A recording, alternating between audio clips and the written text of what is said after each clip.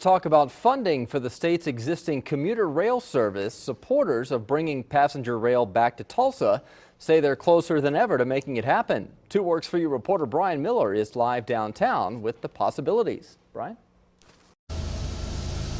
Yeah, good evening. We're actually going to hear a freight train go by here in just a second, but the Senate Transportation Committee actually met today in Oklahoma City. They're talking about the pros and cons of funding for something called the Heartland Flyer. That's a commuter rail that runs between right now Oklahoma City and Dallas-Fort Worth. But funding for that project could be in jeopardy as legislators are looking to close a state budget gap of more than $1 billion. And what happens with funding for that project? Well, that could affect a potential commuter train returning to Tulsa.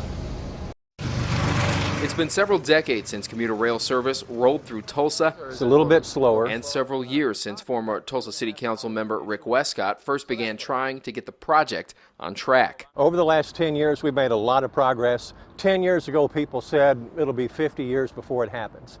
We've made great progress, and we're really pretty close right now. As private companies move toward offering commuter train service between here and the state capital, funding for the state's existing system that goes from Oklahoma City to Dallas is being questioned. Some lawmakers are looking at ending subsidies that cost the state $2.8 million per year. It isn't just a pie-in-the-sky dream. You can look at it, and there is a record of success.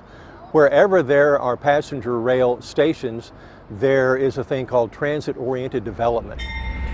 Supporters say survival of the Heartland Flyer is key for Tulsa's Eastland Flyer, a proposed railway with several stops between here and Oklahoma City. They will feed off of each other.